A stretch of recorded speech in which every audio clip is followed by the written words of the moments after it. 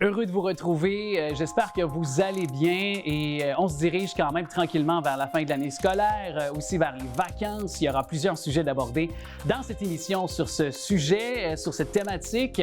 Dr Lucie Hainaut sera avec nous, elle qui est vétérinaire, autrice d'un livre de cuisine, à la fois pour les humains, mais aussi pour nos amis, les chiens. Suzy Villeneuve vient nous présenter son album De la tête au cœur. Sophia Iannantuono aussi du domaine de l'immobilier. Il y a Mélisandre, une autrice, compositrice, interprète qui passe de l'électro à l'acoustique. Karine Rodrigue qui viendra nous parler, elle, des activités au Centropolis. Aussi Anaïs Boutin qui représente Éco-Nature, un véritable bijou, un lieu pour reconnecter avec la rivière des Mille-Îles. David Campagna, auteur, compositeur, interprète, nous invite avec des rythmes urbains. Nicolas Vincent Poirier pour jaser cinéma. Et Sarah Maud aussi nous parle de photos durant nos vacances. Bonne émission!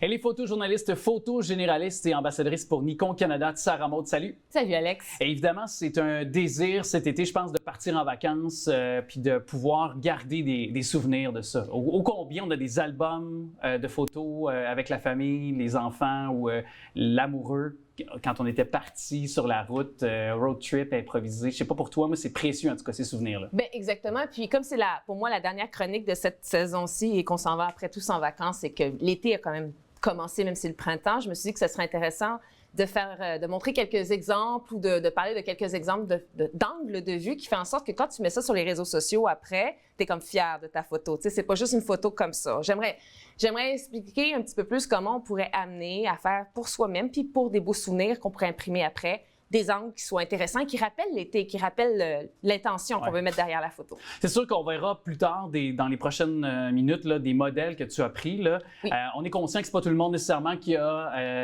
un appareil photo dernier cri ou de haut niveau. Là. C'est pour ça que j'ai pensé à ça. Dans les photos que j'ai envoyées, il y en a une seule qui a été faite avec mon appareil photo et les autres, je les ai faits avec mon cellulaire. Donc, comme ça, je me suis dit, bien, pour ceux qui veulent juste faire des photos de cellulaire, c'est pas tout le monde qui amène son appareil photo en vacances, là. Je me suis dit que ça pourrait être intéressant pour eux de voir ce qu'on peut faire avec un cellulaire de façon très simple. Et qu'est-ce que tu suggères, là, tout d'abord, quand il est question de faire des photos, là, parce que là, on en voit une à l'écran présentement. Oui. Est-ce que celle-là, justement, a été prise par le Kodak professionnel que tu disais? C'est ça. Celle-là, la caméra qui a été... Le Canon. Le Nikon. Le Nikon. Mon représentant Nikon va t'adorer. Ah oui, il va m'adorer. J'ai tout dit à part la bonne marque. C'est bon. Le Kodak et le Canon, t'es barré. Ben, je suis barré, c'est correct. Je serai pas ambassadeur. Non, c'est ça. J'utilise la Z8 puis la 70-200, donc le long téléobjectif à 2.8. Mais cette photo-là, c'était surtout pour dire, c'est le fun, quand t'es en été, d'instaurer des éléments qui rappellent l'été. Ou qui, tu sais, des couleurs. Ou les couleurs. Mais là, dans ce cas-là, tu sais, elle souffle sur un pissenlit, puis je trouvais que c'était plus au printemps que je l'ai prise, là, ça fait 2 semaines, 3 semaines. Et je me suis dit, tu sais, c'est intéressant parce que là, on voit que c'est le printemps. On voit que l'été arrive, il y a quelque chose de funny, c'est léger, c'est de drôle, pas de funny, de drôle, c'est léger. Donc, je me suis dit, c'est pour les photos, quand on fait des photos pour nous-mêmes, d'instaurer des éléments de ce qu'on veut montrer. Tu sais, par exemple, ta famille, tu la prends sur le bord de la mer. Bon, ben, tu peux mettre ta caméra plus proche, puis faire aller l'eau, tu sais, en avant-plan, puis c'est ça, j'essaie d'exprimer. Jouer dans le sable. Mais de montrer l'élément dans lequel tu es, de mettre des éléments dans lequel tu es, puis c'est ce qui m'amène à d'autres photos, par exemple, que là, j'ai pris avec mon cellulaire quand j'étais en train de faire du vélo, comme par exemple celle-là, bien, tu sais, on voit l'arbre, on voit le vélo, on voit l'herbe, tu sais, mais celle-là, je l'ai fait avec mon cellulaire en version, tu sais, tu peux avoir le grand angle, là, tu peux comme élargir la vision, puis après ça, bien, avec un petit support comme ça, tu le poses, comme ça, et puis ben, tu mets le retardateur, tu te positionnes, tu attends et ça fait la photo. Donc, quand tu es tout seul, c'est pratique, mais quand tu as quelqu'un de te pencher au sol puis de bien voir tout l'élément de décor, c'est super intéressant aussi pour faire des photos qui représentent l'été ou justement d'intégrer réellement un élément dans lequel tu es. Ouais. Bien, c'est ce que je retiens. Si on regarde ta photo actuellement, tout comme celle précédente de la personne que tu as prise en photo, sais, aussi, c'est de jouer avec notre environnement, mais c'est aussi, tu sais, c'est l'été, on est heureux, on a un sourire aux lèvres. Tu sais, je veux dire, l'expression faciale, il va aussi avec l'état d'esprit dans lequel on est. On est en vacances, on est bien, on explose de joie. Oui, puis tu sais, c'est de s'amuser, en fait. Moi, je m'amuse. Moi, je prends une pause photo, tu sais, je prends une pause de vélo, j'ai roulé 40 km avant de prendre une pause, je me dis, OK, je m'arrête, tu sais, puis après ça, je rentre à la maison, puis j'aime ça, les calibrer un petit peu, mais c'est mon gros trip, moi, dans la vie, de prendre du temps de faire ça. Puis ce qui m'amène aussi à d'autres photos. Après, je pense que j'ai fait des photos de cerise, mais là, je ne sais pas si c'est la prochaine. Mais par exemple, celle de café, encore une fois, j'étais en train de marcher, j'avais un café, il y avait des pissenlits, je trouvais ça cute. J'ai voulu faire une petite pub pour justement N-Latte qui est à Bromont, dont je te parlais tout à l'heure, c'est là que je vais chercher mon café. Je me suis dit, tiens, je vais leur faire un petit quelque chose, c'est le fun pour eux autres. Tu sais, je me suis mis encore, là, j'ai pris mon cellulaire, puis encore wide angle, donc grand angle du cellulaire. Puis j'ai laissé carrément les avant-plans devenir complètement flous parce qu'ils sont tellement proches qu'on les voit, mais on les sent, mais on les voit pas distinctement. Puis après, on voit l'été. Ça sent l'été, ça sent le café, ça sent l'été. Il y a une intention de bien-être et de bonheur. Mais il faut dire, je suis une grande tripeuse de café, là, mais c'est ça. Mais est-ce que justement, le fait que le soleil, bon, dans toute saison, on peut jouer avec, l'hiver notamment, avec la neige, mais est-ce que tu as des recommandations à faire l'été avec le soleil, compte tenu que, tu sais, on est, par exemple, tantôt sur la plage, sur l'eau, où il peut y avoir un reflet, ou, par exemple, on se retrouve dans un champ, donc on peut jouer avec la couleur, tu sais, dans ce contexte-là, le vert là, ou le jaune. Là, mais... Bien, ce qui fonctionne très, très bien, c'est des fois, c'est des contre-jours, étrangement. C'est juste que quand tu es avec ton cellulaire, il faut que tu t'arranges pour que tu aies un effet de lumière qui vienne. Tu sais, il y a toujours un petit flare.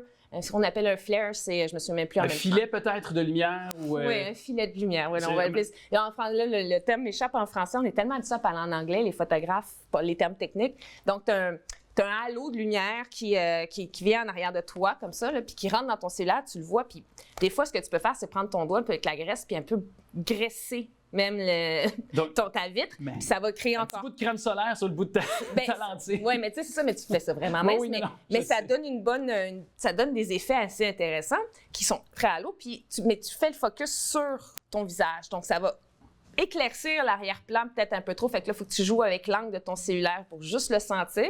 Mais après ça, tu éclaircis. Donc, avec après ça Adobe Lightroom ou une application quelconque pour retoucher un peu les photos, tu peux éclaircir tes noirs. Puis là, ça fait des super belles photos. Il y a d'ailleurs tu sais, parce qu'on peut retoucher les photos, on peut les retravailler un petit peu, jouer avec la lumière, comme tu disais précédemment dans les derniers instants. Mais toi, est-ce que tu préconises davantage les effets qui sont directement dans le téléphone? Parce qu'il y a des applications qui offrent la même chose, ou du moins à peu près les mêmes effets. Là. Alors, tu te situes où, toi, là-dedans, par rapport à ça? Bien, déjà, je veux dire en partant que je déteste, c'est drôle parce que c'est ce qui est arrivé en fin de semaine, j'ai une chum, elle adore se mettre des filtres sur le visage, puis moi, je déteste ça pour mourir. Là-dessus, elle et moi, je lui dis, écoute, je t'adore, mais on n'aura jamais le même goût en matière de rendu photo. Puis moi, je me voyais, j'étais maquillée, puis je disais, c'est tellement pas moi, tu sais. Mais donc, je préconise pas les filtres parce que je trouve que c'est toujours plus intéressant de le mettre après si tu veux donner, tu sais, tu peux jouer avec ta chaleur dans la photo. Si tu mets tout de suite un filtre, tu as beaucoup moins de chances de pouvoir revenir à des couleurs plus neutres ou plus normales, comme par exemple ces cerises-là. Tu sais, il n'y a pas de filtre, il n'y a rien, c'est ça. C'est l'état brut de la photo. Là. C'est bien, l'état brut. Je les ai un peu contrastés quand même, puis j'ai ajouté un petit peu de vignettage. Mais les coins sombres, là, le vignettage, c'est ce qu'on appelle ça. Mais tu sais, souvent, c'est parce que j'ai mis cette photo-là en exemple parce que quand on fait des stories puis qu'on a envie de montrer des reels, qu'on a envie de montrer des photos de notre famille, on a envie aussi de montrer des ambiances. C'est pas toujours des selfies, c'est pas toujours intéressant. Non. Donc, de mettre un peu... Aussi, c'est exactement. Puis, donc, je trouve ça le fun de mettre... c'est une histoire que tu racontes. Fait que tu vas chercher quelques petits éléments. Comme là, cette journée-là, mais j'avais peint, j'avais mangé des cerises. Tu sais, c'était sur le balcon, c'était la première vraie journée. Je trouvais ça le fun. J'ai fait une petite story là-dessus, vidéo. Mais j'ai intégré ces photos-là. Mais c'est un élément qui font partie qui raconte un peu une histoire, un goût, des saveurs de ce que tu as vécu. Puis ça, tu sais, la photographie, c'est des histoires que tu racontes en images. Ben oui, puis je pense que tu l'illustres tellement bien. Là, je veux qu'on prenne la dernière minute. Oui. Est-ce que tu as encore, parce que tu as tellement de talent, faut que les gens le découvrent. Si ce n'est déjà fait, bon, parce que tu fais des chroniques avec nous depuis plusieurs saisons, mais est-ce qu'il y a encore des galeries? Est-ce que la galerie offre encore tes photos? Alors, Maëlle Galerie sur la rue Saint-Paul à Montréal, absolument, je suis là pour le restant de l'année. Les photos sont déjà à vendre, même si la collection n'est pas officiellement sortie encore. J'ai déjà des impressions qui sont sorties et donc prêtes à vendre. Donc, on peut y aller, on peut appeler la galerie, on peut leur écrire. J'en ai déjà vendu une ou deux. Donc, puis l'exposition aura lieu à la fin de l'année. Et évidemment, tu es invité. Ben oui. Toute l'équipe ici est invitée aussi. On y sera certainement. Puis d'ici là, je te souhaite une très belle période de vacances. Mais toi aussi, amuse-toi. Un bel été, c'est Oui. clair. Crée-moi que je vais m'amuser. Que de beaux projets à faire aux États-Unis, entre autres de rando. Le Mont Washington qui m'attend. Fait que là, tu sais comment tu fais tes photos? Je vais savoir grâce à toi. Je vois l'effet lumière pour le sommet. Oui, Merci absolument. à toi. Bye, Alex, à la prochaine. Bye bye. Imaginez-vous un livre qui peut autant plaire aux êtres humains, côté bouffe, que votre toutou, votre chien, votre meilleur ami. C'est ce qu'elle a pensé d'ailleurs, la docteure vétérinaire Lucie Hainaut, qui est de retour cette semaine, mais pour une toute autre raison, pour présenter son livre du nom La Véto Cuisto, recettes délicieuses pour la famille et sans danger pour le chien. Elle qui est docteure vétérinaire, bien sûr. Merci d'être avec nous, Madame Lucie Hainaut. Merci de l'invitation. Comment est venue l'idée de ce livre-là? En fait, c'est que quand mes enfants étaient petits, les enfants, des journées, ça mange beaucoup, des journées, ça mange rien. Alors, j'ai commencé à donner, je vous l'avoue, les restants de table à Dragon, mon Boston Terrier de l'époque. Ça refait le en dessous de la table. Là. Ben oui, quand ils ont été un petit peu plus grands, ils ont commencé à le mettre en dessous de la table. Mais tu sais, là, dans la chaise haute, alors, je donnais les restants à Dragon. Donc, j'ai commencé à adapter mes recettes pour pouvoir les donner sans danger à mon chien. Et à ce moment-là, ben, pas d'oignons, pas de ciboulette, pas de poireaux, pas de chocolat. Il y a plein d'ingrédients qu'on ne donne pas. Et c'est ce que je vous offre dans ce livre-là, c'est les recettes que j'ai adaptées au fil des années parce qu'après ça, ben, on a continué à en donner. Fait que voilà. Bien, moi, c'était une surprise pour certains aliments parce que bien que je savais pour le chocolat, c'est assez connu, il y en a plein d'autres aussi, mais l'oignon, moi, je savais pas que l'oignon pouvait être dommageable pour nos amis, les chiens. Là. Oui, en fait, il ne faut pas non plus trop s'en faire. Faut pas paniquer, pas une petite bouchée d'oignon, mais dans le livre, il y en a du tout. OK? Il y en a pas d'oignon. Mais c'est un oignon peut tuer un chien de 10 kilos. Ça fait une espèce de problème d'anémie, surtout s'il en mange de façon chronique. Fait que j'en ai mis aucun, pas d'oignon, pas de poireaux, il n'y en a pas. On connaît le chocolat, on connaît l'alcool, mais il y a le café, il y a le xylitol aussi. Le xylitol, c'est un remplacement du sucre qu'on utilise beaucoup dans les produits légers pour l'humain parce que ça goûte sucré, mais c'est sans calories. Puis pour l'humain, ben on aime ça, mais c'est ultra, méga toxique pour le chien. Est-ce que vous avez couramment, je fais une parenthèse, mais est-ce que ça arrive très souvent qu'il y a des propriétaires de chiens qui vont vous voir en clinique pour justement ce genre de situation-là? C'est qu'on a offert un aliment, on ne le savait pas, pour toutes sortes de raisons, on ne voulait pas mal faire, mais finalement, notre chien a développé des problèmes de santé. Est-ce que ça arrive quand même couramment encore? Oui, ça arrive. Par exemple, le chocolat, ça c'est super fréquent. Les brownies aux potes aussi. Ah oui? Oui, les gens vont cuisiner ça dans un esprit festif, puis le chien n'est pas nécessairement dans un moment où on le surveille, fait que ça, on voit ça aussi. Le café, ça peut faire des problèmes cardiaques, on va voir ça. Le xylitol, malheureusement, j'en ai traité souvent dans ma vie, qui avait, en plus, c'était un client la dernière fois qui voulait donner les médicaments du chien malade avec du beurre de pinot léger. Fait que le chien a été encore plus malade. Fait que oui, on en voit. Qu'est-ce que j'ai vu? Il n'y a pas longtemps, une dame qui va en randonnée avec son chien, puis elle a fait des petites collations avec des noix pour elle puis les enfants. Puis le chien a fait une pancréatite. C'est sûr que la noix, c'est pas un ingrédient toxique, mais elle fait partie de la liste des ingrédients à faire attention. Fait que pas de noix non plus dans mon livre. C'est pour certains êtres humains qui ont des allergies, je veux dire, j'imagine qu'effectivement, pour un chien, ça peut aussi... Faire des pancréatites. Chez le chien, c'est le pancréas qui n'est pas capable de bien les digérer. Oui. Il y a un peu plus de 50 recettes aux alentours dans votre livre. Comment vous avez fait pour les trouver? Est-ce que c'est vos propres recettes? C'est mes recettes. Ah oui, OK. Oui, c'est mes recettes. Puis au fil des années, c'est des recettes que j'ai faites beaucoup. Puis c'est sûr que je mets beaucoup en vedette aussi les producteurs agricoles du Québec parce que moi, je suis fille d'agriculteur. Fait que c'est quelque chose à laquelle je suis très sensible. On a quelque chose en commun. Ah oui, oui? On le sait comment ils travaillent fort, ces gens-là. Comme là, c'est le temps des asperges. Bien, j'en ai une super belle recette avec des asperges, des œufs puis des asperges. C'est la recette du printemps. C'est vraiment beau. Puis il y a des noms je regardais la salade Doodle Noodle. Oui, je me suis bien amusée avec les noms parce que on sait que là, les croisés ont tous des noms cute, puis il y a beaucoup de croisés caniches qu'on appelle les doodles. Fait que là, j'ai appelé la salade la Doodle Noodle, mais il y a plein de noms qui sont cute. Puis il y a beaucoup de conseils aussi à travers le livre. C'est vrai. Tu sais, comme par exemple, est-ce que c'est vrai que le canneberge est bon pour les animaux qui ont des problèmes urinaires? Fait que ça, j'ai mis ça avec la recette de muffin au canneberge. C'est nouveau. Bien, je pense que c'est un nouveau concept. Ça n'existe pas sur le marché, je pense, ce type de livre-là que vous avez offert. Là. C'est une super grande fierté pour moi parce que ce concept-là, c'est moi qui l'ai développé ici au Québec, mais ça n'existe même pas aux États-Unis, pas en France. Je veux dire, on est super créatifs, les Québécois. Il faut se donner ça. On a des bonnes idées.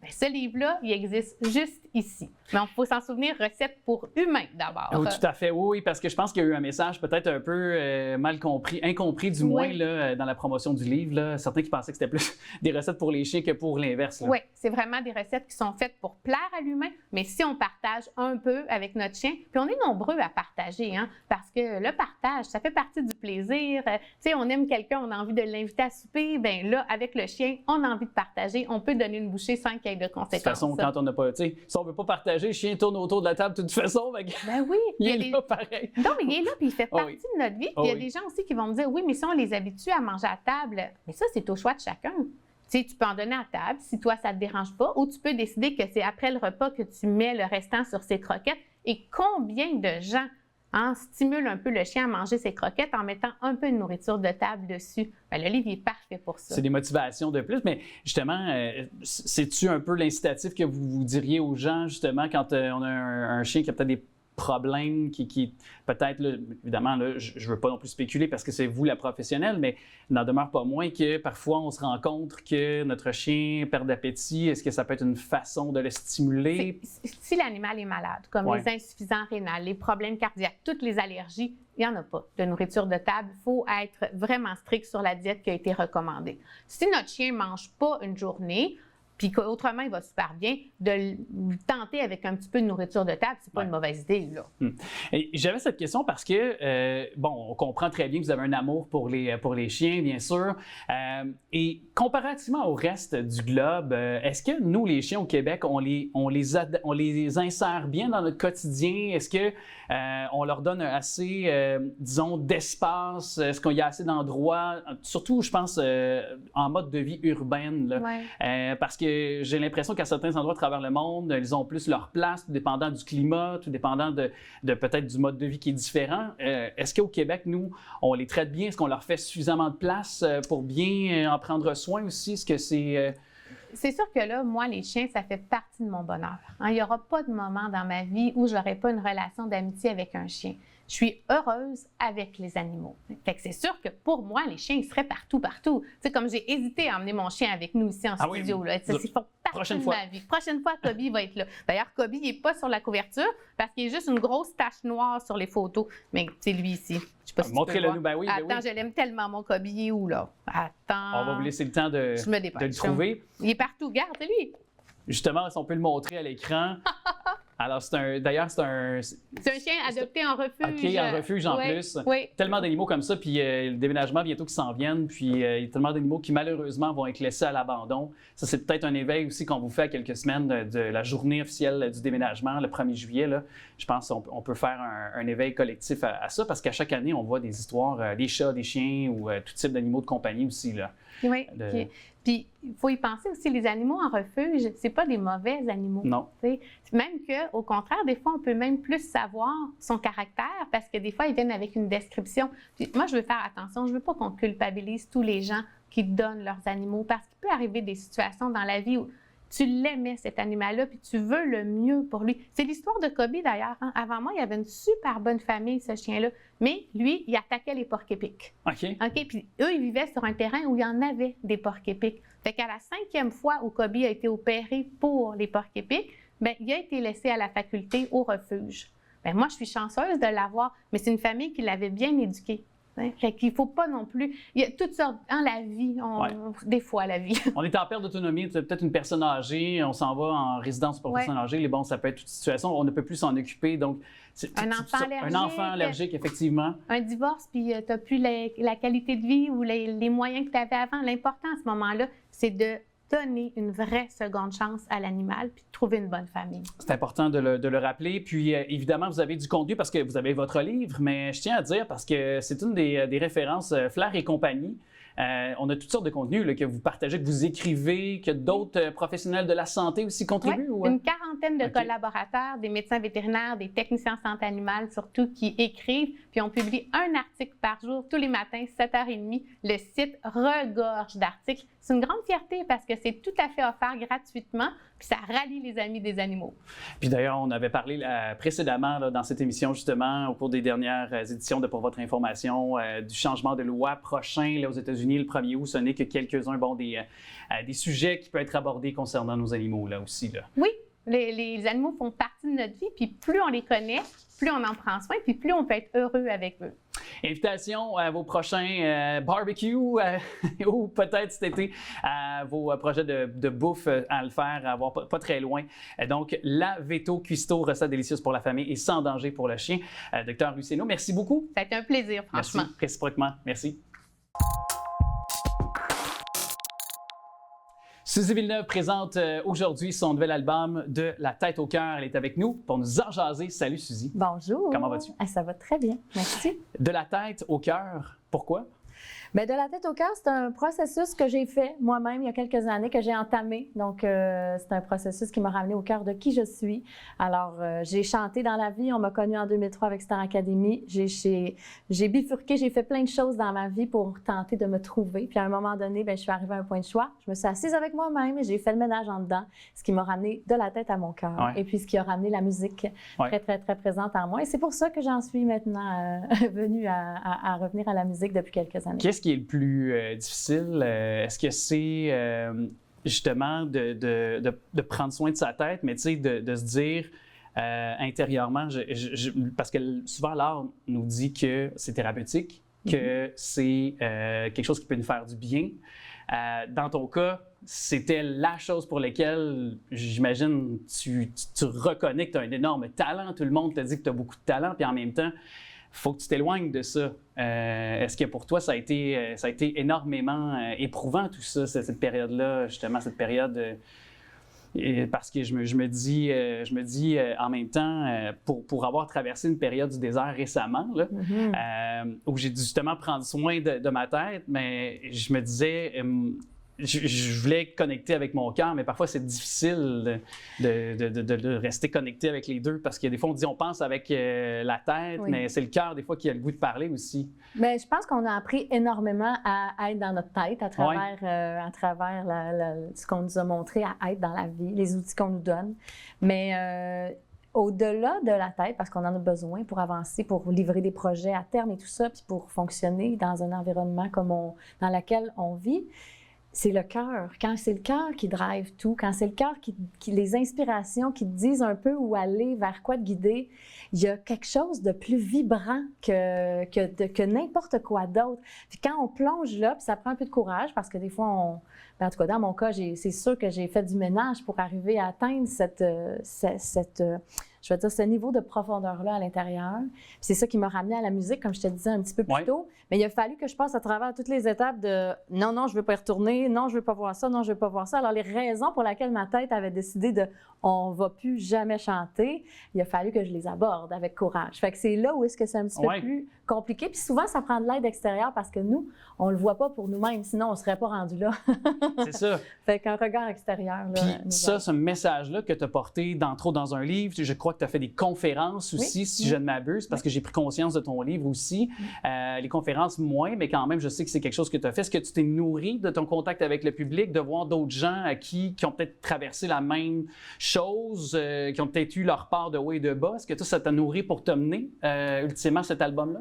Non, en fait, là, tout ça est une trilogie de projets. Quand j'ai choisi de retourner à la musique, quand j'ai compris que c'était là, que c'était facile pour moi, que c'était ma voix, que, OK, j'ai fait tout le ménage, puis que là, c'était plus solide en moi. J'ai écrit pour commencer la conférence spectacle qui se trouvait sur mon site web, que là, je fais de manière physique, finalement, maintenant, parce que quand je l'ai écrit, on était en genre de pandémie. De pandémie, exactement. Bon, c'est une autre réalité. Exactement. L'écriture de cette conférence-là m'a amenée tranquillement parce que la conférence, en fait, je chante les chansons des autres. Donc, des grandes chansons, comme exemple, Tous les cris, les SOS, disons, que Marie-Denise Pelletier a popularisé depuis le temps. J'avais comme idée d'un jour de remplacer ces chansons-là par mes propres chansons d'album, mais dans un avenir moyennement rapproché. Alors là, on recule un peu dans le temps. J'ai fait la conférence, donc avec des chansons connues. Quand j'ai eu terminé de réaliser, d'écrire cette conférence-là, je me suis bien rendu compte que 1h15 pour tout raconter, c'était pas assez. Et puis, j'en avais tellement écrit que j'ai écrit le livre De la tête au cœur. Alors, 1 an plus tard, 1 an et demi plus tard, le livre est sorti. Et c'est le chemin qui m'a amené aussi vers l'écriture de l'album. Fait qu'aujourd'hui, je suis super fière parce qu'il y a 14 titres sur cet album-là, mais il y en a 11 qui sont écrits par moi. Et c'est justement inspiré de tout ce chemin-là que j'ai fait, puis du fait que j'étais toujours de plus en plus solide dans les différents projets, créations et tout, que j'ai réussi à écrire cet album-là. Puis c'est super vibrant. Puis jamais j'aurais pensé, tu vas dire ça il y a 10 ans, tu vas écrire un album. J'aurais fait non, je suis pas capable de faire ça. Est-ce que le rôle, on s'est parlé déjà à la radio aussi, puis tu t'en allais ou tu revenais d'aller porter ton enfant à la garderie. Il y a une couple de mois de ça. Puis ça pour moi, d'avoir, je sais pas, je vois en toi quelque chose qui s'anime, qui s'active. Je sais pas, qu'est-ce que ça évoque? J'ai-tu ouvert une porte? Non, mais vas-y, je sais pas où tu t'en vas avec ça, mais à chaque fois, c'est toujours fascinant. C'est une étape, d'aller porter son enfant à la garderie. Je sais pas si c'était la première fois que je le faisais. Non, je pense pas que c'est la première fois parce que je pense pas, mais c'est parce que tu me racontais à quel point que même aller porter ton enfant à la garderie, je me rappellerai de ça.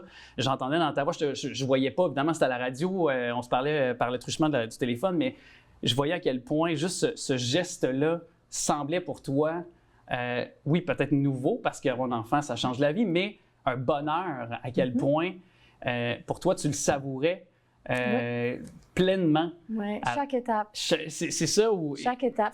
Ça fait partie justement des belles choses que j'ai découvertes en faisant ce parcours-là de la tête au cœur. J'ai réalisé que la vie, elle était magnifique. Puis on co-crée ce qui nous arrive, puis on a le choix de co-créer des belles choses. Puis quand on se lève le matin avec une espèce d'idée que la journée, elle est... on accueille qu'est-ce qui va arriver, disons, je vais dire ça comme ça. On se laisse surprendre. Des fois, c'est vraiment étonnant qu'est-ce qui peut nous arriver. Puis c'est sûr que pour moi, la porte d'entrée, c'est l'émerveillement avec mon fils. À tous les jours, je vois des belles choses. Je ne sais pas jamais qu'est-ce qu'il va me présenter de jour en jour. Là. Des jours, il est étonnant. Puis je vois dans ses yeux les étoiles qui brillent, mais principalement aussi toute sa grandeur. Puis à chaque jour, il grandit. Fait que c'est sûr que c'est difficile de ne pas être émerveillé. Ça inspire des chansons. Ah, ben oui, ça inspire des chansons. Exactement. Mais la première chanson est inspirée de mon fils qui s'appelle Lettre à mon ange. Exact. Et puis, je Quelle belle écrit... chanson. Tu l'aimes, hein? Oui. Oui, c'est vraiment touchant. C'est un hymne aux parents. Je l'offre à tous les parents, peu importe la forme de parents qu'ils ont. C'est de tenir son enfant dans ses bras, puis il y a quelque chose de complètement magique qui se passe, tu sais. Fait que c'est ce que j'ai écrit. La route ensemble, qui est un extrait radio, mais moi, je l'ai vu sur, oui, tu sais, ça peut être un road trip, tout simplement, de partir avec une route d'été, destination qu'on ne planifie pas, puis se laisser porter par la vie. Mais tu sais, j'ai trouvé aussi la route ensemble, 2e, 3e niveau, avec un partenaire de vie, avec soi-même. Quand on parlait tantôt de travail sur soi, j'ai vu ça aussi derrière, même si c'est un message qui est très, peut-être, simple aux premiers abords, mais j'ai aimé ce 2e, 3e niveau, je trouve, que dans la chanson. Bien, merci, parce que c'est exactement ça. Toutes les chansons, les 11 titres que j'ai écrits, ont plusieurs niveaux de profondeur ou d'interprétation. Puis c'est ça que j'aime rencontrer les gens, faire OK, qu'est-ce que toi, ça t'a fait vibrer? Qu'est-ce que tu as ressenti dans tout ça? Fait que oui, au premier abord, c'est une rencontre où avec ma famille, je m'en vais faire un road trip. C'est tout. Mais non, c'est beaucoup plus loin que ça. Fait que ça me touche que tu me dises ça. Puis bon, Diane Juster, qui est un duo incroyable. Qui est je pense qu'on la connaît en tant qu'autrice, compositrice, mais comme interprète, peut-être un peu moins, je pense, qu'on l'a oublié à travers le temps, parce qu'il y a de grandes voix qui ont porté certaines de ses chansons, évidemment. Mais je trouve que c'est important de le rappeler. Tu as eu cette bonne idée. J'ai eu cette idée, mais cette chanson-là est dans mon répertoire parce que au moment de faire la voix, bon, ça a été coupé en deux par la pandémie. J'ai eu le temps en masse d'écouter tout le répertoire québécois puis me dire qu'est-ce que je vais chanter en demi-finale quand les directs vont commencer. Et puis je suis tombée sur À ma manière de Diane Juster, interprétée par Madame Renaud, évidemment. Et puis quand j'ai entendu les paroles de cette chanson-là, elles ont pris un sens tellement plus grand que juste ce qui était écrit. C'est-à-dire, je ressentais exactement, c'est les mots justes pour expliquer aux gens. Je suis partie, tu sais, puis je reviens, mais pour faire les choses à ma manière. Puis à ma manière, là, c'est vraiment rempli d'amour. Il y a pas, c'est pas la forme de l'ego où je vais me battre pour gagner. C'est pas ça du tout. Mais à ma manière, fait que ça me remplit, tu sais. Puis j'ai eu l'opportunité de la rencontrer et j'ai eu le courage de lui demander de m'accompagner. Donc sur l'album, c'est un rendez-vous unique. On n'avait jamais répété de notre vie et elle ne fait pas ça dans la vie. C'est ça, parce qu'elle a fait peu de duos, là, si je ne m'abuse. En tout cas, récemment, là, elle ne fait pas ça du tout. Là. Puis est-ce que je me trompe? J'ai su entre les branches que de reprendre une chanson de Rock Voisine, ça a été quand même peut-être un petit peu plus facile parce qu'il n'y a pas un de tes drummers qui est un de ses drummers. Oui, en fait, oui, certainement. J'ai pas su comprendre ça. Dominique, qui a joué sur l'album, à qui j'ai demandé justement d'être présent sur l'album, c'est lui qui a joué dans la première version de Rock, il y a de ça presque 30 ans, dans la version anglaise. Fait que c'était un retour pour lui, il était super content d'être présent. Puis pour moi, ça amenait, je trouve qu'il y a des rencontres dans la vie qui sont là. Puis c'est lui qui est sur le show Et c'est pas fini de Star Academy également. Donc c'est comme ça que je l'ai recroisé. Puis évidemment, lui, dans sa carrière, est avec Céline depuis des années. Ben, oui, alors c'est une chance qu'il soit libre en ce moment. Donc il a pu jouer sur l'album. Il a fait même le lancement le 10 mai dernier. Il était là pour jouer. Fait que je suis vraiment chanceuse. Et L'Escalier de Paul Piché, qui est probablement une des plus belles chansons de notre lexique musical et de Paul Piché aussi. Là. Je vais rapidement parce qu'il nous reste un peu de temps, Suzy. Oui. 2 questions. Spectacle tout d'abord pour ton projet musical à toi. Est-ce que c'est dans les cartons? Oui, ça commence au mois d'août au Saguenay, après ça en octobre à Trois-Rivières. Donc, il y a des dates. SuzyVilleneuve.com, je vais les ajouter à mesure finalement qu'elles s'ajoutent. Et ce projet de souligner, bon, c'est en académie, on a tous été entichés de l'idée lorsque tu as été un peu la meneuse de tout ça. Là. Est-ce que ça pourrait voir d'autres versants ou d'autres déclinaisons où on a fait peut-être le tour des retrouvailles? C'est complet le 9 août prochain au Festival des Montgolfières de Saint-Jean-sur-Richelieu. C'est notre dernier rendez-vous à 14. Après ça, ben, tu sais, pour la Saint-Jean-Baptiste, j'ai choisi d'inviter Dave Bourgeois et Marie-Hélène Thibert. Donc, on part en trio le 23 juin à Saint-Sulpice. Mais sinon, probablement parce qu'on s'est réunis, on s'est vus il y a 20 ans, on s'aime encore comme des frères et sœurs. Donc, on s'invite chacun dans nos projets. Donc, vous allez pouvoir nous voir un peu partout. Mais à 14, c'est notre dernier rendez-vous le 9 août prochain. Mais en tout cas, j'espère qu'on va se donner rendez-vous avant 10 ans pour paraphraser une autre chanson connue du répertoire francophone. Bien sûr. Parce que c'est toujours un plaisir de t'accueillir, Suzy. Merci beaucoup. Merci. Puis j'aime beaucoup, très, très sincèrement la direction artistique que tu prends. Et dans ta vie, ça semble aussi en corrélation de bien aller. Alors, on souhaite vraiment que tous tes projets se concrétisent pour le mieux pour les prochains mois et prochaines années. Merci, t'es super gentil. Merci.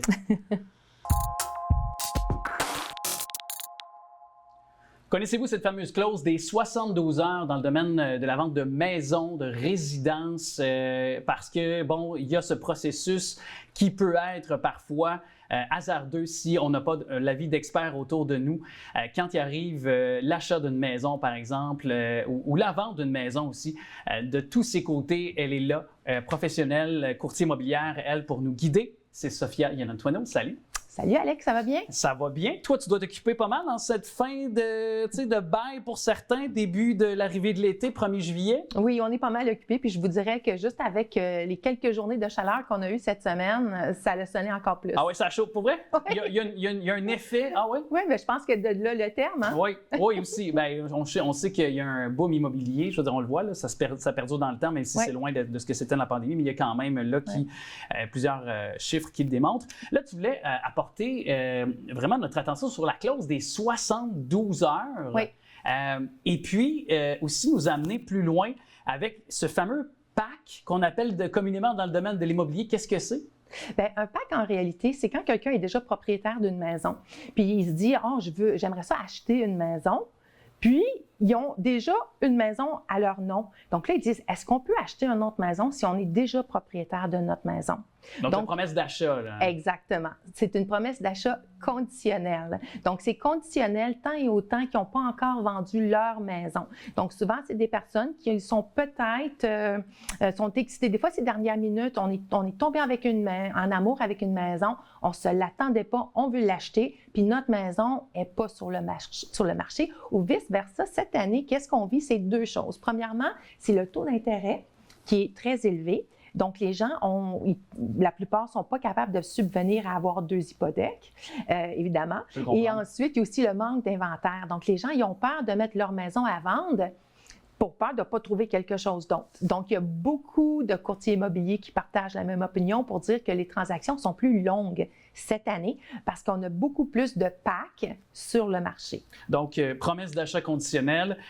Et qu'est-ce qui est la clause de 72 heures? Puis parce qu'on comprend, avec ce que tu viens de dire, qu'elle est importante dans les transactions immobilières.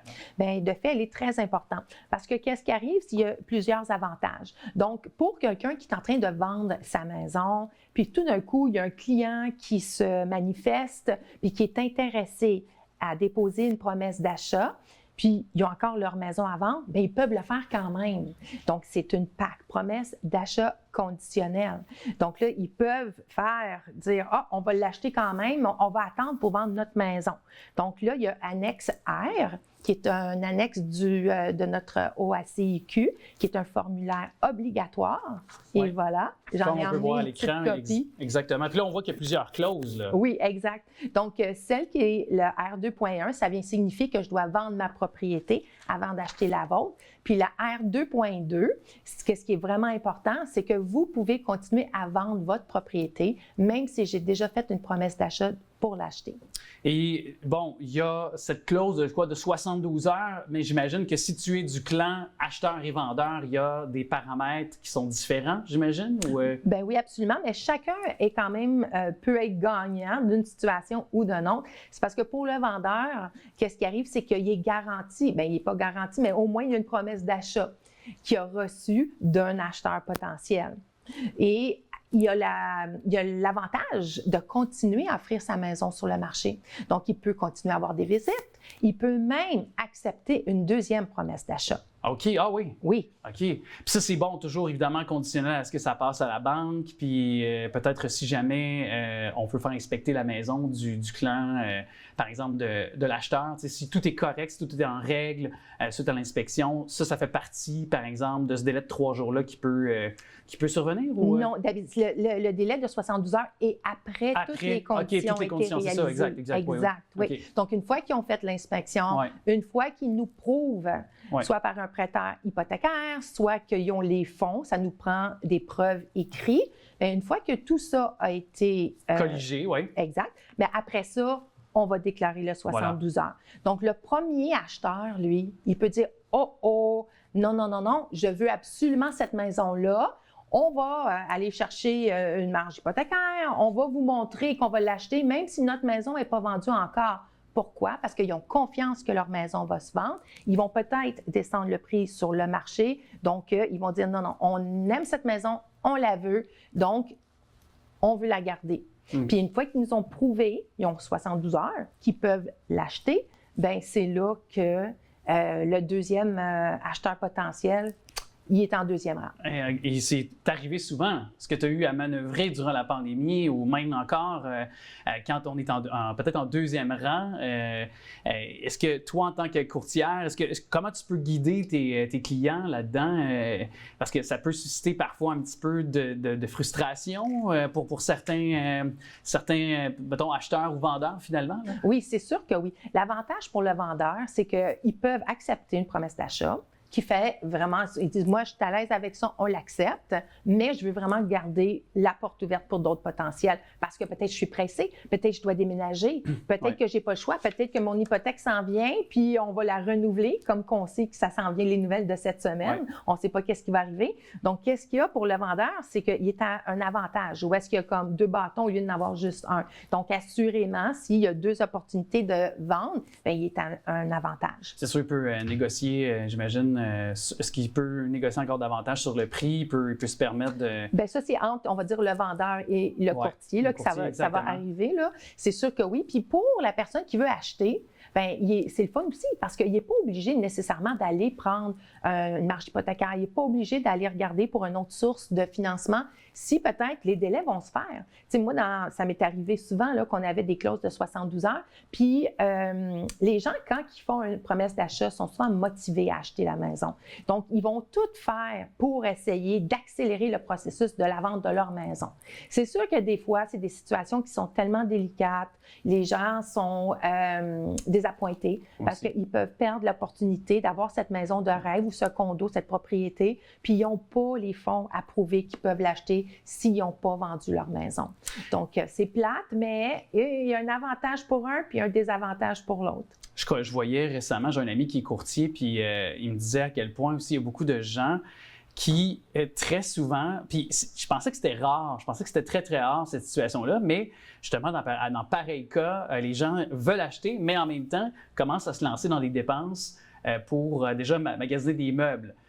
Pour pouvoir meubler cette nouvelle maison.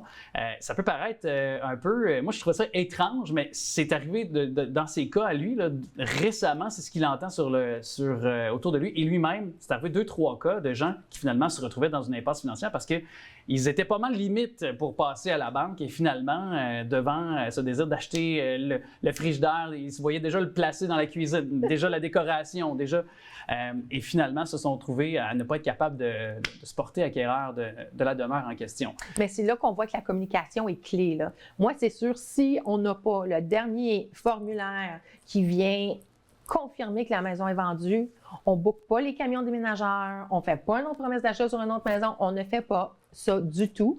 Moi, c'est sûr que, tu sais... Est-ce que toi, ce que tu suggères en tant que professionnel du domaine de l'immobilier, tu les guides, là, ben oui, nécessairement? C'est ça notre travail. Exactement. C'est de les protéger, de guider, leur dire aussi c'est quoi qui est recommandé, vraiment, parce qu'ils ne sont pas dans le domaine de l'immobilier. Ça semble, oui, ça va se faire. Le vendeur me dit qu'il n'y aura pas de problème pour le financement, ou il m'a dit qu'il n'y aura pas de problème pour telle date. Non. On ne fait rien jusqu'à temps que c'est signé et confirmé. Parce que, je veux dire, tantôt, tu parlais du formulaire que j'ai entre les mains. Si je le ramène dans notre conversation, mais il y a beaucoup de clauses qui sont très précises. Là. Oui. Et les mots sont aussi, je veux dire, s'ils sont sur la feuille, c'est que bel et bien, chaque clause a une importance capitale dans l'achat ou la vente, finalement, de notre maison, selon les cas. Là. Exactement. Alors, parce que si la clause, on va dire que le deuxième acheteur, il a fait l'inspection, ça passe. Il nous prouve que le financement, ça passe. C'est à partir de là que c'est vraiment important d'aviser le courtier ou l'acheteur numéro 1, puis c'est à partir de là qu'ils ont 72 heures. Aussi. Mais cet avis-là doit être signé. Donc, c'est soit un huissier, c'est soit un télégramme. Il faut que ça soit en mode de communication où est-ce qu'on peut prouver que l'acheteur a reçu. Bel et bien. En connaissance de cause. Ben oui, c'est comme primordial. T'sais, il faut que tout le monde soit bien avisé avec une preuve par signature. Important de l'avoir rappelé. Et je te souhaite une belle saison d'été, que ce soit chaud. Ah oui, on va soit se mettre tôt. Ah oui, exactement, pour beaucoup de demeures et beaucoup de gens qui pourront intégrer leur maison et qui l'auront fait là, avec un sourire aux lèvres, qui pourront réaliser leurs rêves, justement, parce que ça fait partie de nos rêves d'avoir On leur souhaite. Notre résidence. Merci beaucoup. Ça fait plaisir, Alex. À la prochaine.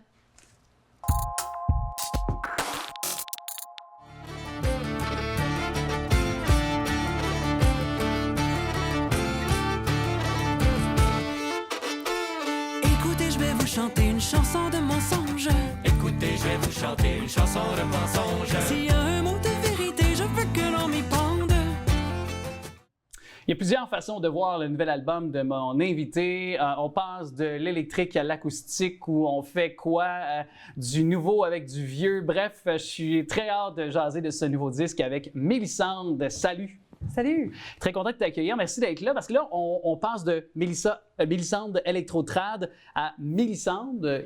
Changement temporaire de nom ou... Ben non. Non? Mais en fait, c'est drôle parce que Mélissande Electrotrad, ça fait 10 ans maintenant. Ça fait 10 ans là. Oui. Là. Et pour souligner les 10 ans, donc ce projet-là dont on parle aujourd'hui, Jean Bobine, ouais. C'était une idée d'un petit peu honorer notre répertoire parce que j'ai fait beaucoup de recherches ethnologiques dans des centres d'archives, dans des recueils de folkloristes. bon, c'était une façon d'un petit peu souligner tout le travail qu'il y avait derrière la recherche de répertoire. Mais durant ces 10 années-là, il y a beaucoup de festivals qui ont, par exemple, écrit Mélisande tout court, qui n'avaient pas l'électrotrad.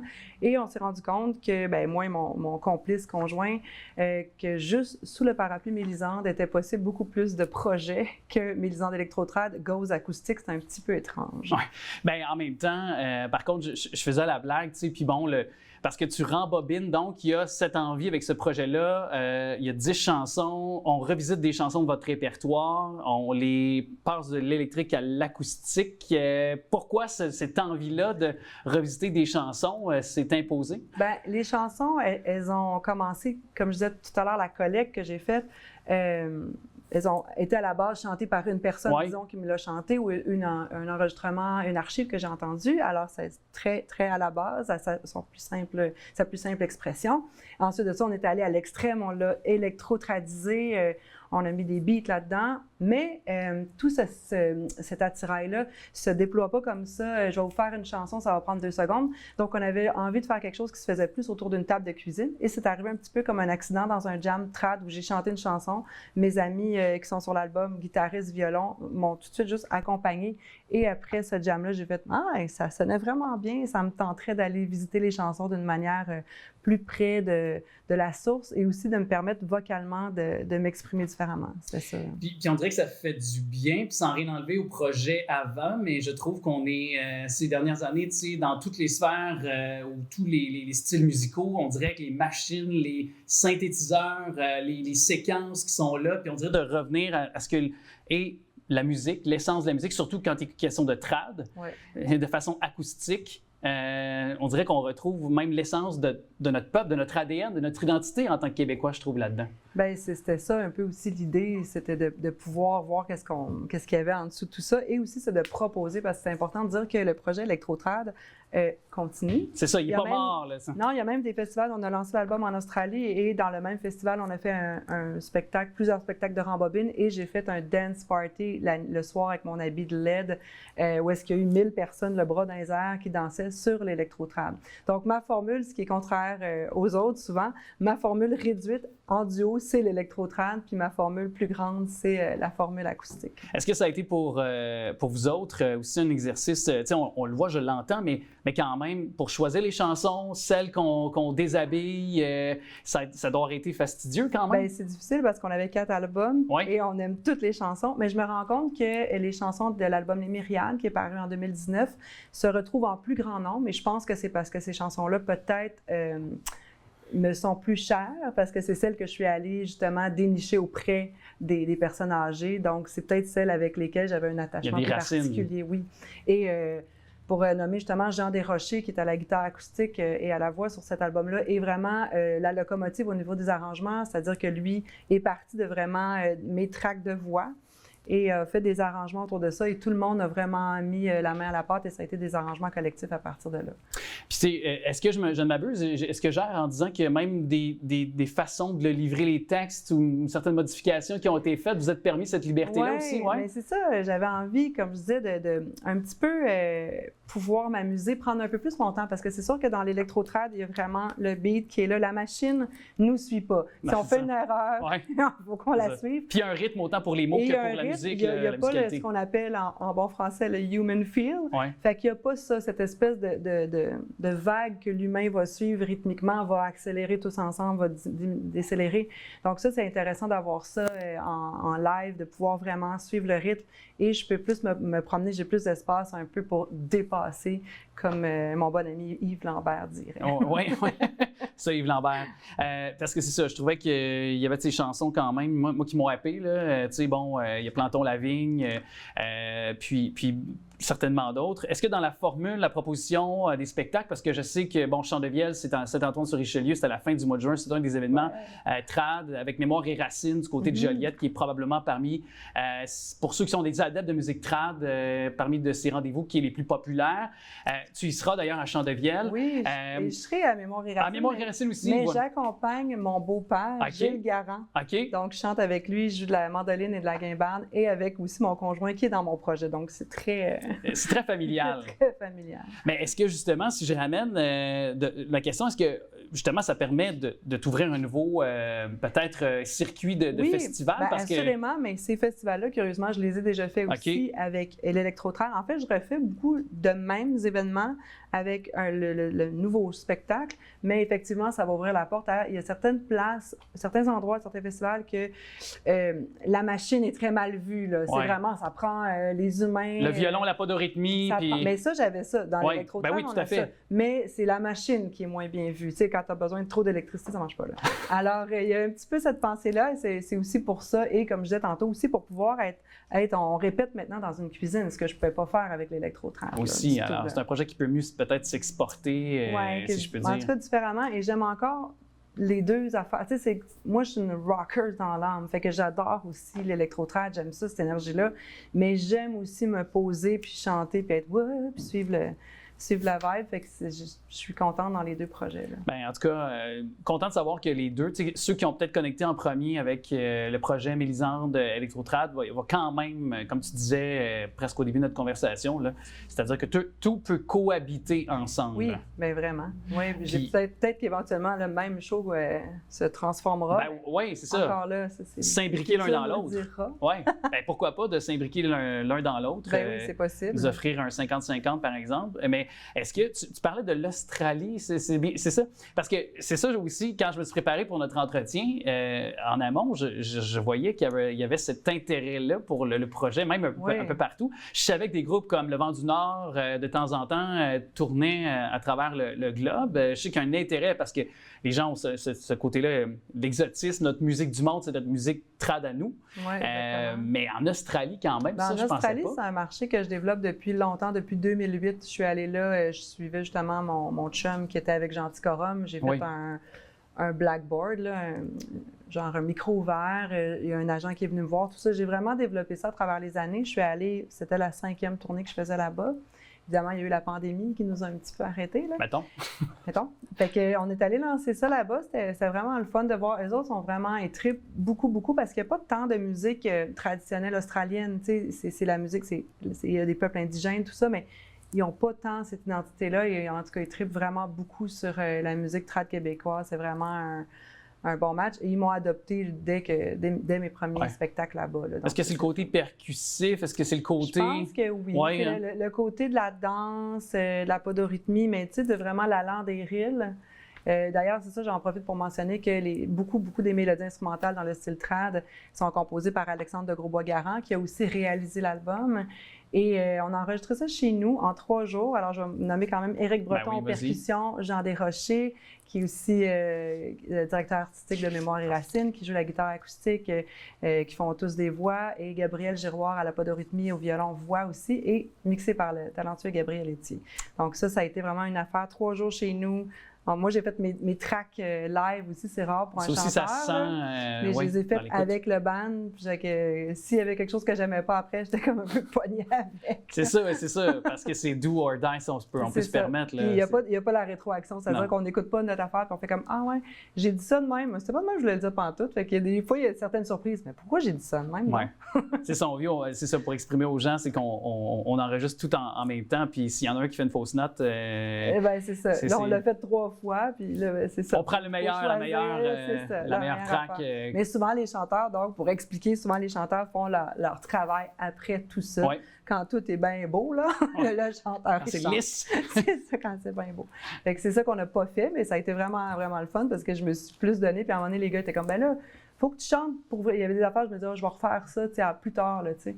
Non, il faut que tu nous en donnes pour que nous, on soit capable de rentrer dedans, là. Fait que ça a été le fun. Puis je l'entends sur certaines chansons. Genre, c'est un petit peu... C'est le matin, là. Ouais. C'est le soir. Là. Ben oui, t'es pas réveillé. Je t'ai pas réchauffé, peut-être. Ouais, bon, on a ouvert la conversation avec un extrait. On se quitte d'ailleurs avec un autre extrait de l'album. Mélisande, merci énormément. Puis plusieurs festivals cet été. Oui, suivez la page Facebook, site Internet. Merci beaucoup. Avec grand plaisir de t'avoir accueilli. Merci. À bientôt. Plantons la vigne, la voilà, la jolie vigne.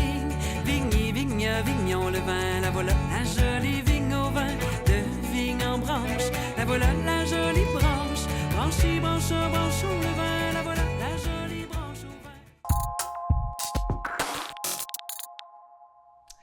suis vraiment content de constater que depuis quelques années, j'ai l'impression que les Lavalloises et Lavallois, au sein de leur même ville, il y a un sentiment d'appartenance, il y a un sentiment de fierté qui se dégage de ces lieux qu'ils fréquentent et on va moins dans la métropole. À preuve, par exemple, concrètement, Sébastien, récemment, lui qui est le grand Manitou du Carrefour Laval, est venu pour nous parler du record d'achalandage au sein du Carrefour Laval. On n'a qu'à penser au Parc Éco-Nature. On va recevoir d'ailleurs des gens un petit peu plus loin dans cette émission.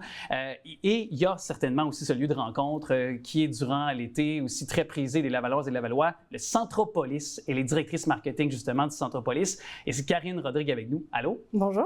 Est-ce que je me trompe? Mais j'ai comme l'impression depuis quelques années qu'on redécouvre justement notre ville, Laval, notre jeune ville, mais qui pourtant a tellement à offrir. On va moins dans la métropole pour les Lavalloises et Lavallois. Je suis tout à fait d'accord. On le voit vraiment. Les gens sont au rendez-vous. Nos stationnements sont bondés.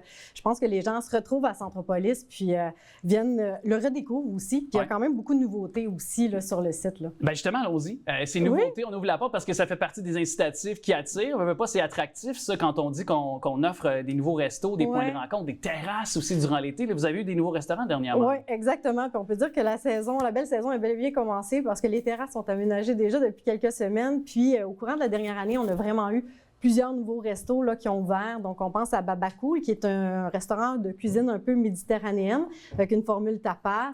Donc, vraiment super intéressant à partager directement sur la place centrale.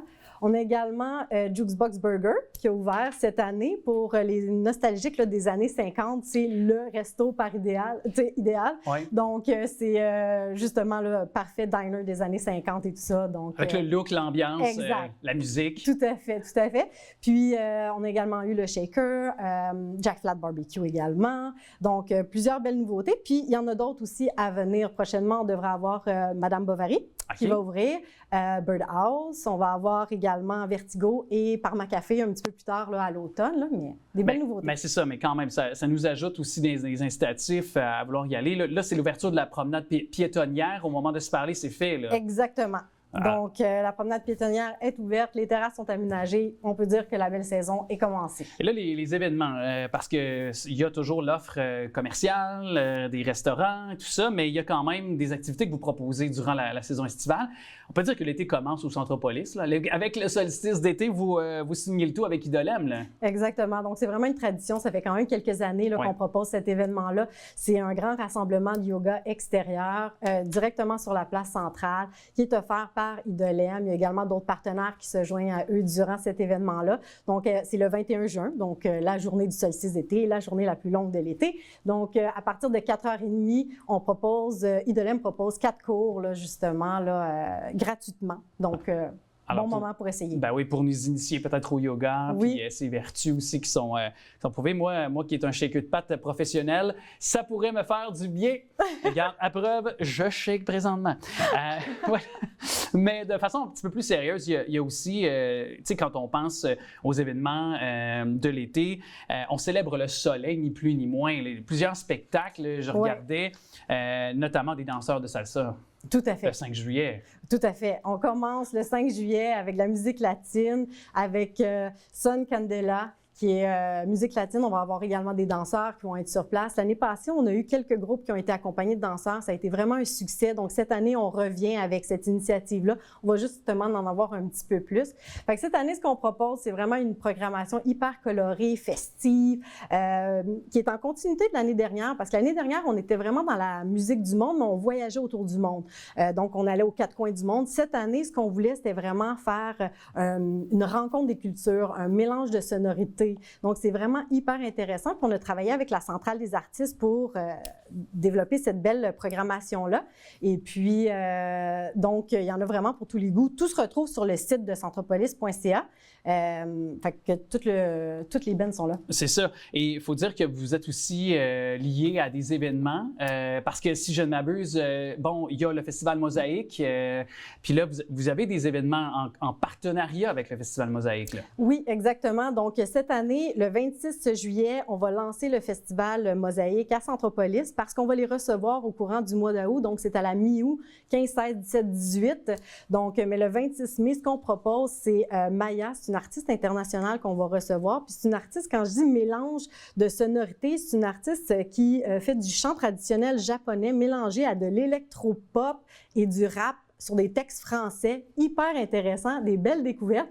Elle va se retrouver sur la scène du Mixbus, donc ça va donner vraiment là, le coup d'envoi au festival. Et puis après ça, on reçoit le festival Mosaïque là, à la mi-août, où là, on va avoir 2 scènes sur le site de Centropolis avec des shows en alternance et également un marché éphémère, justement pour mettre en valeur la culture d'ici et d'ailleurs. Puis, ça va se passer dans les ruelles de Centro. Donc, on n'a jamais travaillé avec ces petits espaces-là. Donc, ça va être intéressant de travailler ça cet été. J'avoue que ça pique ma curiosité. Puis, il y a aussi l'événement de country. Oui! Véronique Labbé. Moi, oui. je suis un amateur de country. Je danse le country. Alors, je me promets d'être là le 23 août. Mais c'est un peu ça qui vient clôturer les célébrations de l'été, si on peut dire. Oui, on termine justement le 23 août, justement avec cet événement-là de clôture. Donc, Véronique Labbé qui va être également sur la scène du Mixbus, directement sur la place centrale. Donc, il va y avoir de la danse en ligne. Donc, on invite les gens à sortir leur chapeau de cow-boy, leurs bottes de cow-boy pour venir nous retrouver. Là. Donc, ouais.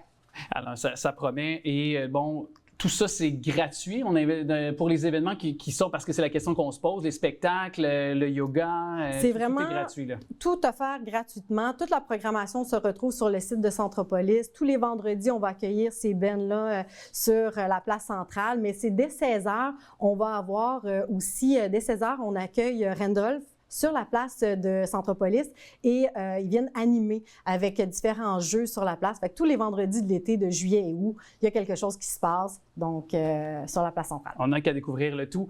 Un grand plaisir de vous avoir accueilli, un bel été.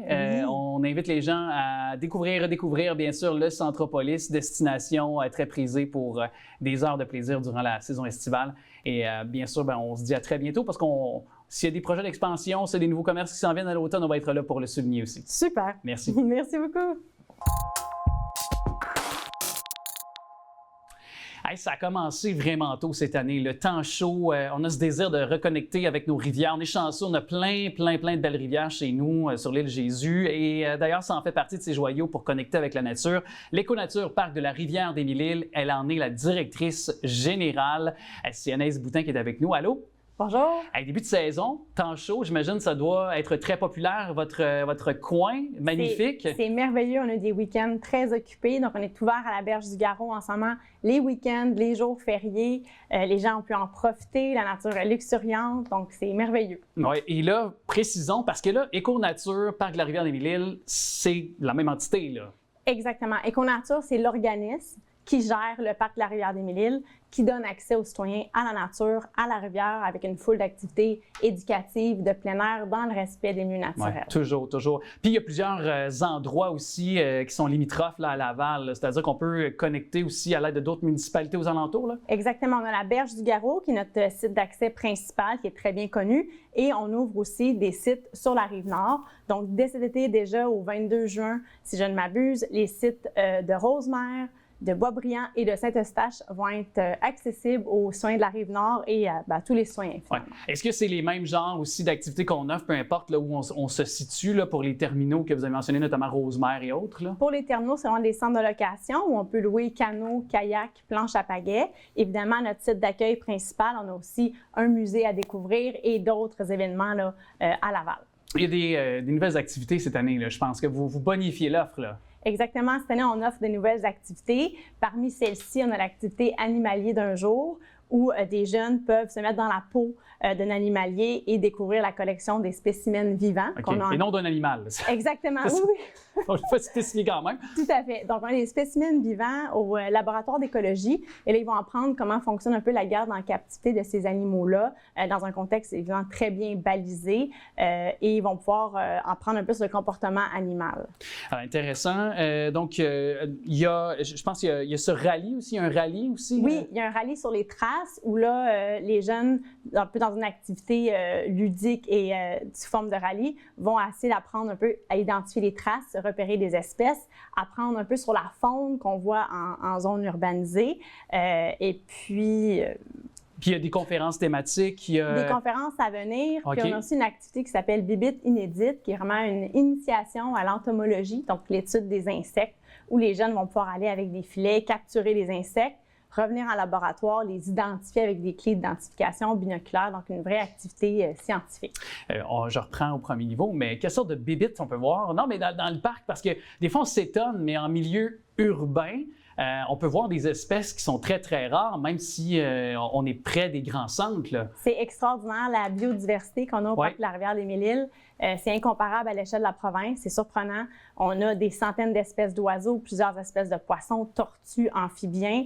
Puis on a un nombre extraordinaire d'espèces en situation précaire, donc des espèces extrêmement rares au nombre de 88 actuellement. Ah oui?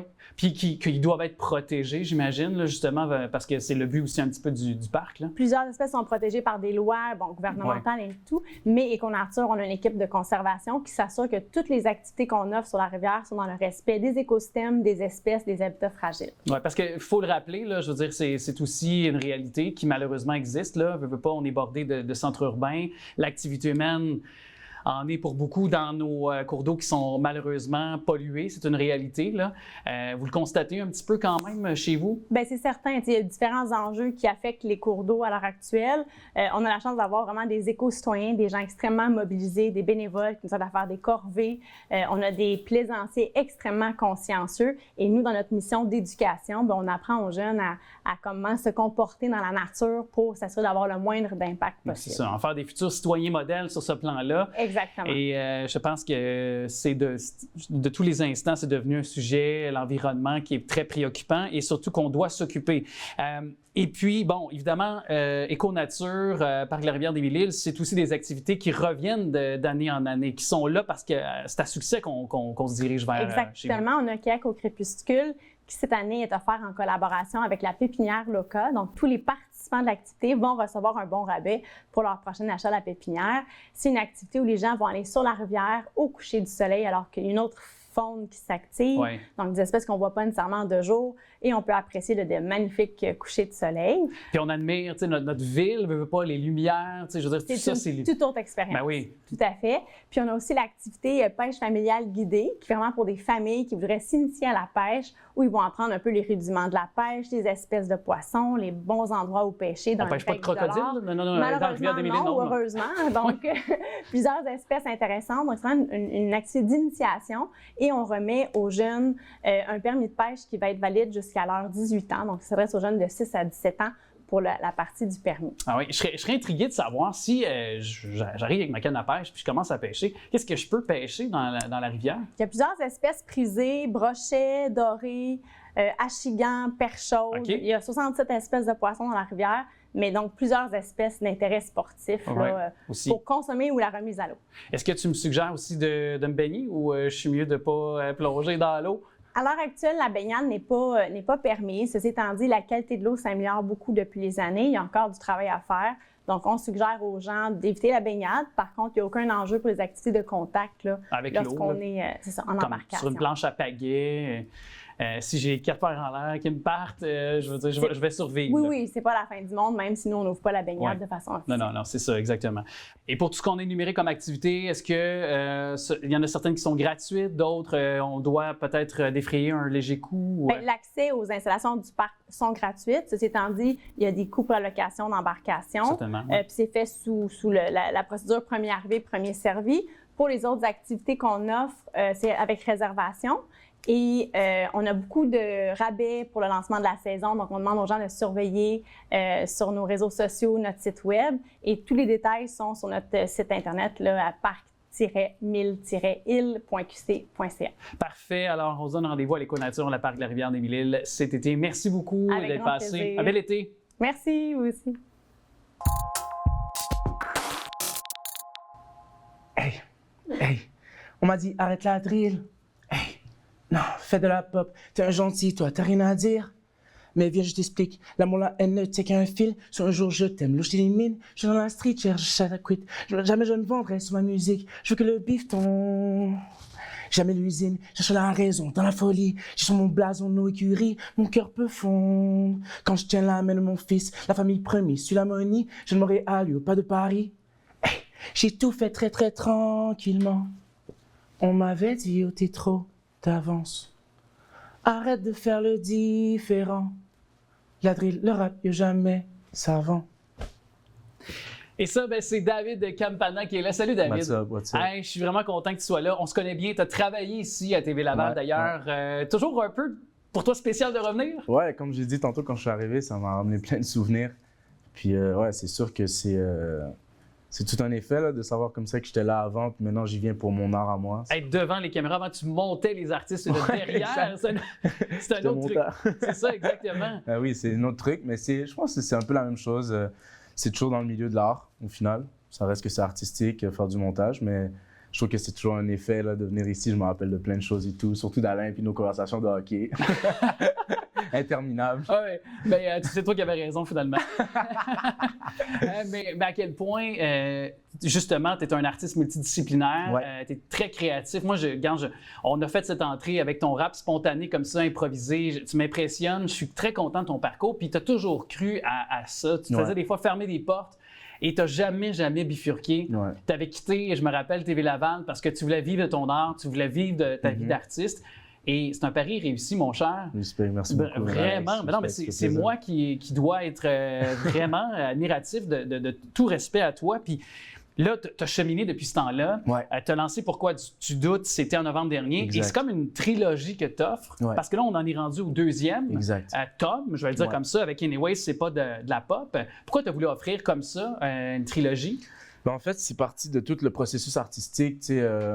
Au travers de tout le processus artistique de l'album, ça fait 2 ans qu'on travaille là-dessus.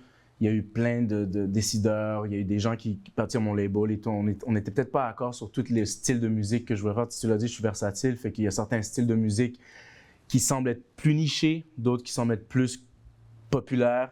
Et c'est sûr que comme ça, quand tu es dans un label, il y a cet aspect comme financier, donc la musique populaire est toujours plus voulu, mais tu sais, moi, en tant qu'artiste jeune dans la nouvelle industrie qui se prépare au Québec, j'avais envie de faire quelque chose qui était assez niché pour aller chercher un nouveau public, puis me développer aussi à travers ça.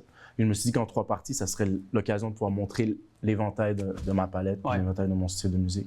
Et est-ce qu'il y a aussi le désir de vouloir peut-être avoir plus de liberté dans ce que tu fais aussi? Puis, parce qu'à un moment donné, faire des compromis parfois pour certains, c'est que tu perds ta propre identité. Exactement. L'intégrité derrière aussi, ce que tu offres aux gens. Là. Puis tu sais, mon équipe, c'est une des raisons pourquoi ils travaillent avec moi, c'est qu'ils savent que je suis très intègre comme personne. Puis même si qu'on a eu certains différents, ça reste comme ça que la base de ce que je suis, ça s'appelait à toute mon équipe. Puis on est allé dans cette direction-là. Puis après, à la fin de la journée, les compromis, je les fais pour moi, mais à un moment donné, si c'est pour être pour mon art, c'est un peu plus difficile. Pour mon art, je ne fais pas de compromis, puis c'est un peu ce qui m'a amené jusqu'ici. Je suis content d'entendre ça parce qu'il y a quelque chose qui est assez clair, c'est qu'on aime cataloguer des références pour créer peut-être une étiquette envers les artistes, pour les classer, pour que les gens aient des références. C'est bien de le faire juste pour l'exercice d'une entrevue, mais en même temps, quand c'est maintenant l'industrie qui veut te dicter justement de te mettre une étiquette, de te classer dans un secteur, puis toi, tu as des choses à dire. Puis là, on voit des collaborations avec des artistes country, puis des artistes hip-hop. Je pense à un Post Malone récemment avec un Morgan Wallen. Exact. Donc, on n'est plus là-dedans en 2024. Surtout Post Malone, qui est pour moi un exemple même de ça. Genre, quand il est arrivé dans la musique, par le rap, il a fait de la drill, il a fait de la pop. Il a fait du Nirvana. Exactement. Fait que, c'est comme il montre un peu le chemin de ces nouveaux artistes qui, moi, je pense, tu dois être aujourd'hui un artiste versatile si tu veux te démarquer. Bien, c'est ça. C'est parce que c'est-tu quelque chose au sein même de tes pairs du rap? Y avait-tu un non-respect de toi-même, peut-être? Y a-t-il des gens qui parce que c'est sûr comme ça que au niveau du rap aussi, je veux dire, dans le sens, dans des styles très fermés, les gens, ils vont toujours préconiser que ça ressemble à une telle chose ou que ça ressemble à ça. Ou, ils vont te mettre dans des cas, c'est plus facile pour eux de s'identifier si tu es mieux casé, tu vois. Quand tu es trop différent, des fois, on a de la misère à te saisir. C'est un peu le risque à prendre, tu vois. Ouais. Mais moi, je trouve comme ça que la musique n'a pas de limite, comme l'art n'a pas de limite, puis que c'est bien de repousser les limites. Et un Kanye West le fait tout le temps à chaque album. Des artistes comme Drake le font tout le temps, même The Weeknd l'a fait énormément aussi, en passant du R&B jusqu'à la pop. Fait que non, moi je trouve comme ça que c'est bien, justement. Est-ce que c'est pour ça que tu décides de voyager aussi? Parce que des fois au Québec, juste replier sur soi-même, parfois on est très conservateur au Québec. Puis est-ce que c'est pour ça que tu vas en France? Est-ce que je dirais qu'on est conservateur? Je dirais, est-ce qu'on est conservateur plus qu'on est un peu isolé? Ouais.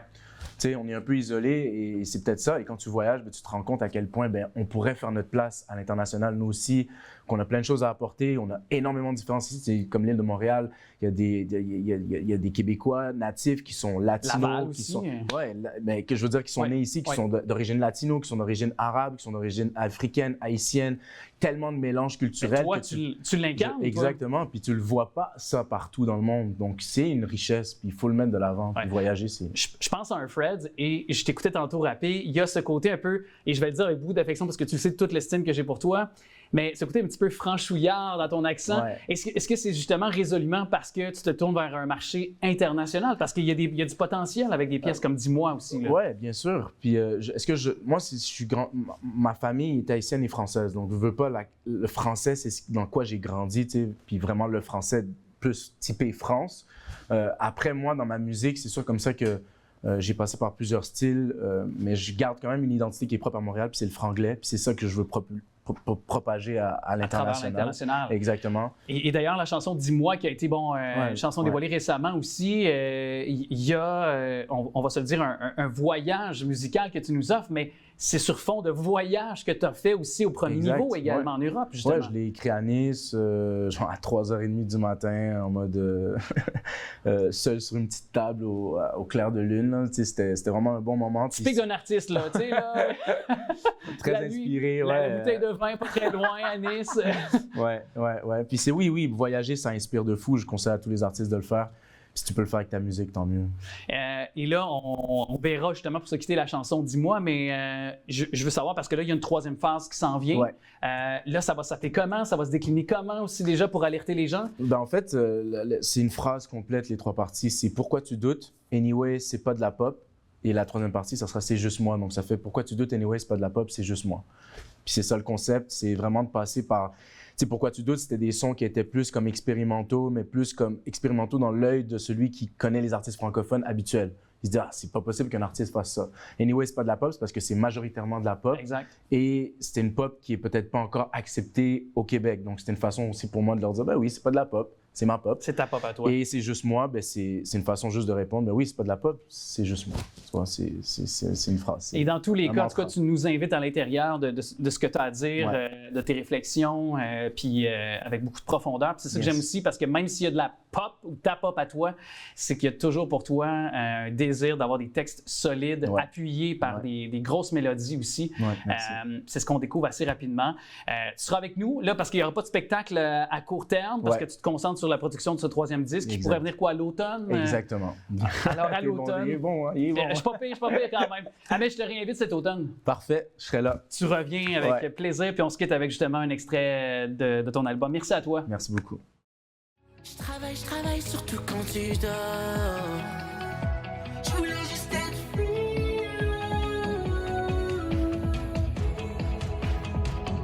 Je voulais juste être free.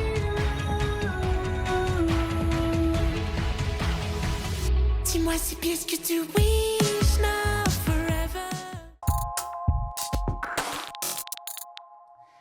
Les jeux vidéo vont probablement devenir la prochaine source d'histoire à Hollywood sur lequel on pourrait se baser pour faire, en tout cas, des films, si on l'en croit. Et on voit les succès récents au cinéma, au box-office.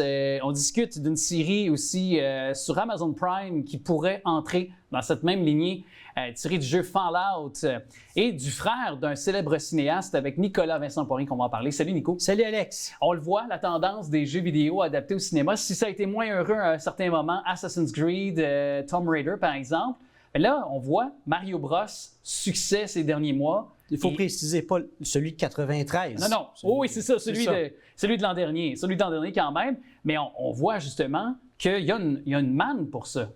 Tout à fait, Alex. C'est que dans le passé, je compare ça un petit peu aux bandes dessinées. Okay? Avant, Hollywood comprenait qu'il y avait un énorme potentiel à adapter des bandes dessinées, mais on ne savait pas comment. Et c'est vraiment avec le premier Superman qu'on a commencé à trouver un potentiel, et c'est vraiment comme Batman en 89.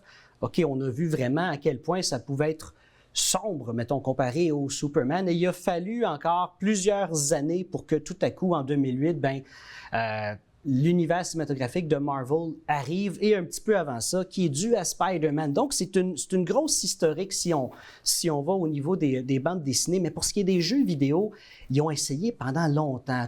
Les films que tu as mentionnés dans les années 90 aussi, avec, entre autres, Super Mario en 93. Street Fighter, oui, les deux versions, celui de 94 et de 2008 ou 2009. Et Mortal Kombat. Mais ça, c'était bon. C'est vrai que c'était bon. Ça, c'est vrai. Mettons ça de parenthèse. Celui de 95 était bon. Le deuxième de 97, on essaie de l'oublier. Oui. Et la nouvelle version, là, elle est très bonne. Et là, tout à coup, on commence à comprendre comment bien adapter ces propriétés-là, autant au cinéma qu'à la télé. Parce que ce qu'il ne faut pas oublier, c'est que pour qu'un public apprécie un film, en tout cas, il faut être capable de s'identifier au personnage principal. Le Super Mario, OK, c'est relativement simple son histoire. C'est difficile de s'identifier à ça. Donc, à quel point qu'on peut prendre une liberté pour changer un personnage? Surtout que c'est un personnage qui est aimé de plusieurs générations. Quand il est question, par exemple, de Mario, ou dans certains cas aussi. Alors ça faut reprendre quand même un peu l'ADN du personnage. Il ne faut pas trop non plus élaguer sur le personnage du jeu vidéo quand on veut le transmettre au support du cinéma, finalement. Absolument. Sauf que le problème avec ça, c'est que dans les jeux vidéo, les personnages en général, pas récemment, mais je prends l'exemple de Mario ou même de Sonic, ils sont relativement très, très, très simples. Il n'y a pas vraiment de complexité avec eux. Et peu bavards. Exactement. Et peu bavards. Et c'est pour ça que, la série dont on parle aujourd'hui, Fallout, qui a commencé dans les années 80, je vais y revenir tantôt, mais depuis 2008, qu'on approche le studio qui a créé ce jeu vidéo-là, depuis 2008, et à chaque fois, ils le refusent. Pourquoi? Parce que ceux qui dirigent le marketing, ils disent toujours, si jamais ça ne marche pas, oui, ça n'a aucun rapport avec la vente des jeux vidéo, mais ça peut avoir un certain effet. Les gens ça peut diminuer l'image du jeu vidéo, même si on parlerait d'une série ou d'un film. Donc, depuis 2008, ils ont refusé toute forme d'adaptation, et c'est un jeu qui est extrêmement populaire. Écoute, ça a commencé dans les années... en 88, la première version, ça s'appelait Wasteland, et le créateur voulait un truc futuriste, un petit peu comme dans Mad Max, là, dans le futur post-apocalyptique, avec le désert, et l'humanité est un peu laissée à elle-même. C'est en déroute, là. Exactement. Et vraiment, c'est en 97 que la première version de Fallout est arrivée. C'est comme Wasteland, il y en a eu quelques-uns, et après ça, ça a été comme transformé lentement en Fallout.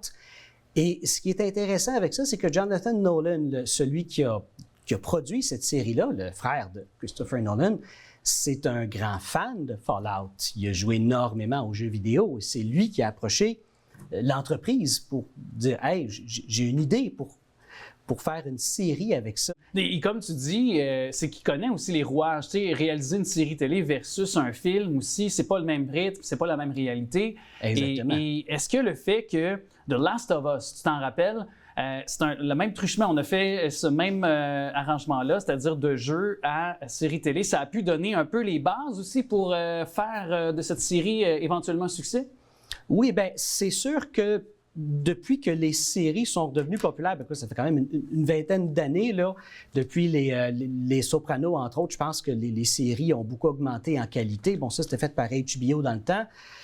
C'est vraiment là que les séries sont devenues plus sérieuses et ont été traitées d'une manière différente. L'idée d'un showrunner avant, c'est un concept qui existait, plus ou moins. Et les jeux vidéo en série télé c'est une très bonne idée. Ça s'adapte très bien de cette façon-là parce que les jeux vidéo, maintenant, c'est plus une question de quelques heures comme dans les années 90, mettons, Super Nintendo et tout ça. C'est des jours et c'est des quêtes qui sont complexes et c'est pas juste des trucs où tu as je pensais à Duke Nukem ou Doom, des trucs très, très, très simples où tu es la première personne, tu as un gun et tu tires. Là. C'est beaucoup plus développé que ça. Et l'adapter en série, c'est une meilleure idée comme ça, je trouve. Moi, je ne suis pas un fan de Fallout parce que je n'ai jamais joué à ça. J'ai adoré cette série-là. J'ai été agréablement surpris, surtout avec son look rétro-futuriste. J'avoue que les images sont magnifiques. On le voit même à l'aide de l'image à l'écran. Mais est-ce que aussi le rythme, et ça, c'est une question que je vais aborder avec toi, parce qu'il y a bien des séries qui ont embrassé cette façon de faire maintenant sur les plateformes. Elles sont déposées au compte-gouttes. Épisode par épisode, 1 à 2 par semaine. Et là, on doit attendre un laps de temps de 7 jours, une semaine pour pouvoir se plonger dans une nouvelle aventure, par exemple. Il y a moins de binge-watching, si vous me permettez l'expression. Et moi, je t'avoue que comme un peu à l'ancienne, auquel moi j'ai été initié à mes séries préférées, je devais attendre à la semaine suivante pour avoir une suite à ma série préférée, comme dans les années 90-2000 avec les câbleaux distributeurs plus typiques. Ce à quoi une nouvelle génération était moins exposée. Toi, est-ce que tu embrasses l'ancienne façon de faire ou la nouvelle façon de faire? Ou tu voudrais revenir à un binge-watching finalement? Moi, en tant que spectateur, Alex, j'aime regarder quelque chose d'un seul coup.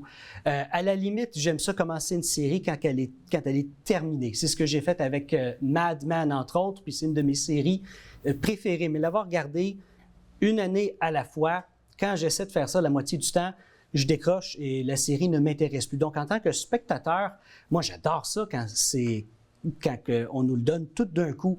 Mais si je serais du côté de Netflix ou dans ce cas-ci de Amazon, c'est la pire chose à faire. Et pourquoi? Pourquoi? Parce qu'il y a tellement de séries Netflix qui sont incroyables. Queen's Gambit. Je pense à cette série-là basée sur les jeux d'échecs. Les jeux d'échecs, je connais absolument rien à ça. Ça ne m'intéresse pas. Pourtant, c'est une série que j'ai tellement aimée.